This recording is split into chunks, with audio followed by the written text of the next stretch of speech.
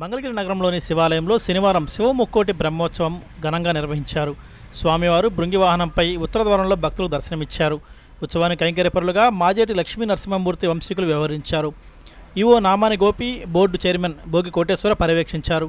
తొలిసారిగా ఆరుద్ర నక్షత్రం, పౌర్ణమి, శివముక్కోటి కలిసి వచ్చినట్లు ఆలయ ప్రధాన అర్చకులు మహేష్ కుమార్ శర్మ తెలిపారు.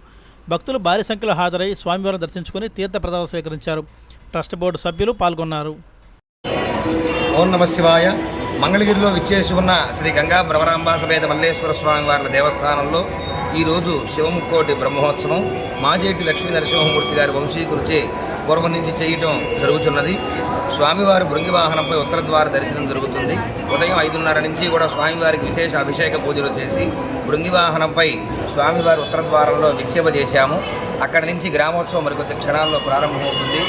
వేలాది మంది భక్తులందరూ కూడా చక్కగా ఈరోజు భక్తులు విశేష సంఖ్యలో పాల్గొని వారికి సంబంధించినటువంటి ఏర్పాట్లు చైర్మన్ గారు, ఈవో గారు, మా సభ్యులందరూ కూడా చక్కగా దగ్గరుండి పర్యవేక్షించి ప్రసాదం కావచ్చు, వాటర్ సౌకర్యాలు కావచ్చు, ఇతరత్ర అన్నీ కూడా చేశారు. ఎప్పుడూ లేని విధంగా కనీవిని ఎరగని రీతుల్లో ఈ సంవత్సరము పౌర్ణమి, ఆరుద్ర నక్షత్రము, అదేవిధంగా శివముక్కోటి ఈ మూడు విశేషంగా రావడం అనేది చాలా అత్యద్భుతం. అసలు శివముక్కోటి ఎంతో విశేషమైనది. నటరాజస్వామి వారి యొక్క ఆవిర్భావం జరిగిన ఈ శివముక్కోటి రోజు ఈ యొక్క బ్రహ్మసూత్ర శివాలయంలో జరగడం, ఆ విధంగా ఈ యొక్క కార్యక్రమాన్ని అందరూ కూడా పాల్గొనడం. ఓం నమ శివాయ.